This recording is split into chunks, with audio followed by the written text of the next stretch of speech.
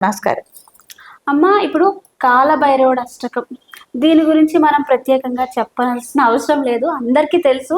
అందరూ కూడా ఈ కాలభైరవ అష్టకం ఎక్కువగా స్మరిస్తూ ఉంటారు. అవునవును. అయితే ముఖ్యంగా కాలభైరవుడు అంటే మనకెక్కువగా మనం కుక్క అనుకుంటాం అవునవును. కదమ్మా! సో, నల్ల అంటే కుక్క. నల్ల ఎక్కువగా కుక్క. నల్ల కుక్క ప్రాధాన్యం. అంటే ఇంట్లో మనం కుక్కని పెంచుకోవడం వల్ల కూడా చాలా నెగెటివ్ ఎనర్జీస్ ఏముండవు. ఏదైనా మనకి నెగెటివ్ ఎనర్జీ రావాలన్నా సరే దాన్ని దాటి రావాలి అని కూడా అంటుంటారు కదా! అవునవును. అవును. అసలు కాలభైరవుడు అష్టకం గురించి, దాని యొక్క చరిత్ర గురించి ఈరోజు వివరించండమ్మా. కాళభైరవుడి గురించి చెప్పుకుందాము. హ్మ్. చాలా మంచి ప్రశ్న. కాళభైరవుడు అనగానే మనకి ఒక ఒళ్ళు ఉప్పొంగిపోయి పూనకొచ్చిన స్థితిలోకి అవును. వెళ్ళిపోతాం. గూస్ అంత బంప్స్ వస్తాయి. బూ వస్తాయి. చాలా గొప్పది. కాళభైరవుడి యొక్క పుట్టుక గురించి, చరిత్ర గురించి కూడా మనం చెప్పుకుందాం అమ్మా. హ్మ్. కాళభైరవుడు అనేవాడు ఒకసారి త్రిమూర్తులకి ఒక చిన్న వాదన జరిగిందనమాట. హ్మ్. ఎవరు గొప్ప అంటే ఎవరు గొప్ప, అసలు ఈ సృష్టికి మూలం ఎవరు? ఇప్పుడు ఏదన్నా మన యజ్ఞయాగాది క్రతువులు కానీ ఏమన్నా జరిగినప్పుడు ఒక తర్పణం, ఆతిథ్యం అనేది ఇస్తాం కదమ్మా. హ్మ్. కాబట్టి ఈ ఆతిథ్యం అనేది ఎవరికి చెందుతుంది ఏమిటన్న విషయంలో ఒక మీమాంస జరిగింది, హ్మ్. తర్కం జరిగింది. జరిగినప్పుడు నేను అసలు సృష్టికారకుడిని కదా, నేనే మూలమని బ్రహ్మగారు అంటం జరిగింది. చతుర్ముఖ బ్రహ్మ అప్పుడు. హ్మ్. ఆయన అప్పటిదాకా 4 ముఖాలు బ్రహ్మగారికి. హ్మ్. జరిగినప్పుడు శివుడికి కొద్దిగా కోపం వచ్చింది. హ్మ్. కొద్దిగా కాదు, బాగానే కోపం వచ్చింది. వచ్చి అప్పుడు ఆయన ఒక రుద్ర రూపం దాల్చినప్పుడు ఆయన బాగా కోపం వచ్చి తల్లో అంటే ఆయనకి జడలు కట్టి ఉంటుంది కదమ్మా, అవును. జుట్టు. ఆ జడను ఒకసారి తీసి ఇట్లా కింద కొట్టగానే దాంట్లోంచి ఒక రుద్ర రూపం అనేది పుట్టింది, కాళభైరవ రూపం. హ్మ్. ఆయనకు శివుడి అంతరించి పుట్టినప్పుడు ఆయన మహారుద్రుడయి ఏ విషయం గురించి అయితే ఈయనకి కోపం వచ్చిందో శివయ్యకి, నీకు 4 తలకాయలు ఉన్నాయనే కదా నువ్వు ఇంత గర్వంతో మాట్లాడావు అన్న ఇదితో ఆయన పుట్టటమే ఈ గోరుతో బ్రహ్మగారి ఒక తలకాయని తీసేశాడు. తీసేయటంతో ఆ, అప్పుడు కాళభైరవుడికి ఆ బ్రహ్మహత్యా పాతకం అనేది చేతికి అంటుకుంది.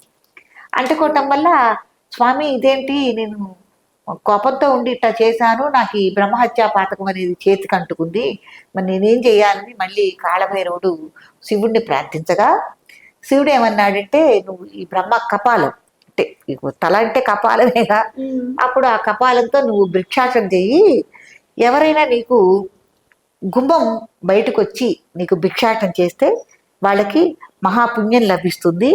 లేదు, ఎవరైనా పొరపాటున గుమ్మ అవతల ఉండి గనక నీకు భిక్షాటన ఇస్తే ఈ బ్రహ్మహత్యా పాతకం ఏదైతే ఉంటే వాళ్ళకు చుట్టుకుంటుంది అని హ్మ్. శివయ్య చెప్పాడు. హ్మ్. చెప్పగానే తరిమిళ కాళభైరవుడు అట్టా భిక్షాటనకి బయలుదేరి వెళ్ళగా, అప్పుడు ఎవ్వరు బయటకు వచ్చి అసలు బయటికి రాకుండా ఎవరు వేయటంలా, అందరూ గుమ్మం దాటి వచ్చి ఆయనకి భిక్ష వేస్తున్నారు. హ్మ్. అందరికి తెలుసు కదా, గుమ్మం అవతల ఉండి వేస్తే చాలా తప్పు, దోషం అనేది. అందుకే గడప అవతల నుంచి ఏది అందివ్వకూడదు, చేయకూడదు అని కూడా మనం అనుకుంటూ ఉంటాం అవును. కదమ్మా. అట్లా ఉండగా ఎవ్వరు వేయటం లేదు. చివరికి పాపం ఆయన లక్ష్మీదేవి దగ్గరికి వెళ్ళారు, అమ్మవారి దగ్గరికి వెళ్ళి భిక్షాటన అడగగా, ఆమె ఏం చేసిందంటే యామరపాటుగా ఉంది. హ్మ్. యామరపాటుగా ఉండి ఏం చేసింది, గుమ్మం అవతలుంటే భిక్ష వేసేసింది. హ్మ్. వేసేయంగానే ఈ బ్రహ్మహత్యా పాతకం అనేది ఆవిడకి అంటుకుంది, హ్మ్. లక్ష్మీ అమ్మవారికి అంటుకుంది. లక్ష్మీ అమ్మవారికి అంటుకోగానే మళ్ళీ అమ్మ లక్ష్మీదేవి ఏం చేసిందంటే, ఇట్లా ఉంది స్వామి పరిస్థితి, నాకు అంటుకుంది అని శ్రీ మహావిష్ణువుని వేడుకుంది ఆవిడ. హ్మ్. అప్పుడు ఆ శ్రీ మహావిష్ణువు చెప్పారు, ఎవరో కాదు నిన్ను భిక్షాటన అడిగింది హ్మ్. సాక్షాత్తు కాళభైరవుడు, రుద్రాంశ, పరీక్ష కోసమని ఇట్టా వచ్చారు, నువ్వు ఏమరపాటుని భిక్ష వేశావు కాబట్టి బ్రహ్మహత్యా పాతకం నీకు చుట్టుకుంది అని చెప్పారు. చెప్పగానే ఏం చేయాలి స్వామి అంటే, ముందు ఆయన ఇంట్లోకి పిలు, శాంతింపజెయ్యి, సకల అతిథి మర్యాదలు చెయ్యి, ఆయన స్తోత్రాలు పలుకు అని చెప్తే, అట్లాగే లక్ష్మీదేవి లోపలికి పిలిచి కాళభైరవుణ్ణి ఆయనకి ఇష్టమైన పదార్థాలన్నీ పెట్టి సకల అతిథి మర్యాదలు చేసింది. చేసినప్పుడు కాళభైరవుడు సంతృప్తి చెంది ఈ బ్రహ్మహత్యా పాతకాన్ని మళ్ళీ ఆయనే తీసుకోవటం జరిగింది. హ్మ్. జరిగిన తర్వాత ఆ ఆ కపాలాన్ని అట్టగే తీసుకుని ఆయన పయనిస్తూ ఉంటే చివరికి కాశీకి చేరారు. హ్మ్. కాశీ క్షేత్రాన్ని చేరగానే కాశీ క్షేత్రంలో మణికంఠిక ఘాట్ అనేది ఉంది, గంగా నది ఉంది. అక్కడికి రాగానే ఈ బ్రహ్మహత్యా పాతకం, ఈ బ్రహ్మకపాలం అనేది అక్కడ ఆ పాతకం అనేది పోయి ఏం చేస్తుంది, గంగా నదిలో పడిపోయింది. ఆ పట్టం బదరీ క్షేత్రం చేరింది ఈ బ్రహ్మకపాలం. అందుకే బ్రహ్మకపాలం క్షేత్రం అనేది బదరిలో ఉందని, చనిపోయిన వాళ్ళు ఎవరైనా ఉంటే పితృకార్యాలని ఆ బ్రహ్మకపాలను పెడితే చాలా మోక్షం వస్తుందని చెప్పుకుని ఇప్పటికి కూడా బ్రహ్మకపాలంలో పితృదేవతలకి పితృతర్పణాలు ఇవ్వటం, అక్కడ మోక్ష మార్గాన్ని సూచించడం అనేది జరుగుతుంది. ఇప్పుడు అలకనంద నది ఒడ్డున ఉన్నది బ్రహ్మకపాలం క్షేత్రం, పెద్ద క్షేత్రం ఉంది. కాబట్టి ఇలా జరిగింది తిరుమల.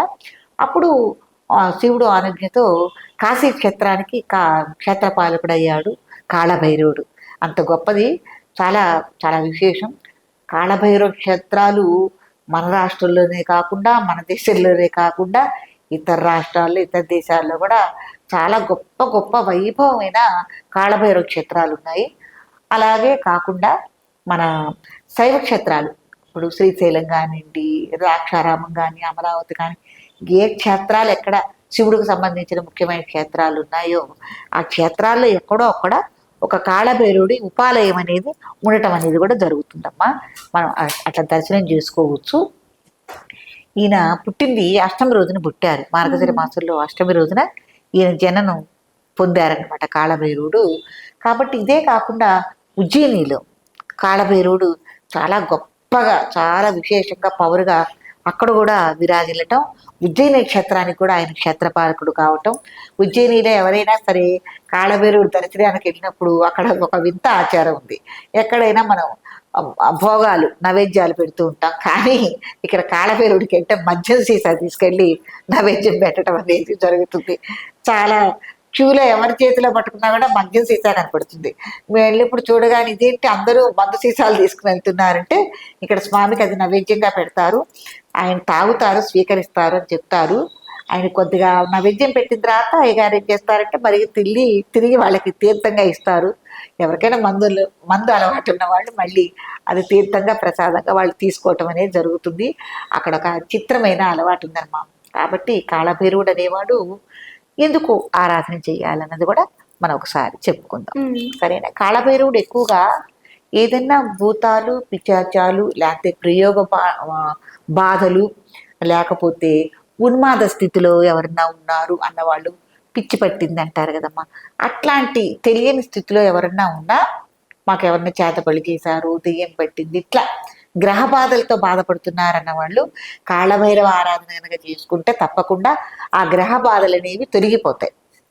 కాబట్టి కాళభైరవ క్షేత్రాల్లో విశేషంగా కొన్ని చోట్ల జాతరలే, తిరునాళ్ళే గొప్పగా చేస్తూ ఉంటారు వైభవంగా.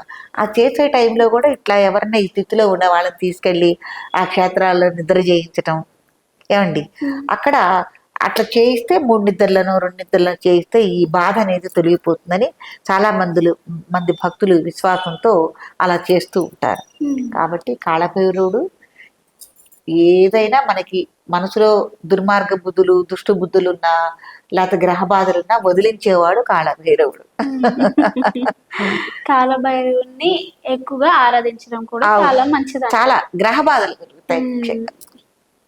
చాలా చక్కగా చెప్పారమ్మా. అలాగే ఈ రోజు నేను కొత్త విషయం తెలుసుకున్నా, అంటే కాళభైరవుడు అష్టకం గాని, అంటే పూజించే విధానం గాని, ఆ ఆచారం గాని మీరు చెప్పారు చూసారా, మద్యం అనేది తీర్థంగా ఇస్తారని. అవునవును, ఇదైతే నేను ఎప్పుడు వినలేదమ్మా, కొత్తగా. ఉజ్జయినిలో క్షేత్రంలో ఉంది. ఏంటంటేనండి, ఏ దేవతలైనా, దేవీ దేవతలైనా వాళ్ళని పూజించే విషయంలో కొన్ని ఆచార వ్యవహారాలు ఎలా ఉంటాయంటేనండి, అక్కడ ప్రాంతీయాన్ని బట్టి, క్షేత్రాన్ని బట్టి కూడా కొన్ని ఆచార వ్యవహారాలు కొనసాగుతూ ఉంటాయి. కాబట్టి మనం ఆ క్షేత్రానికి వెళ్ళినప్పుడు ఆ ప్రాంతీయ ఆచార వ్యవహారాల్ని మనం కూడా పాటించడం అనేది చాలా ముఖ్యమైనది.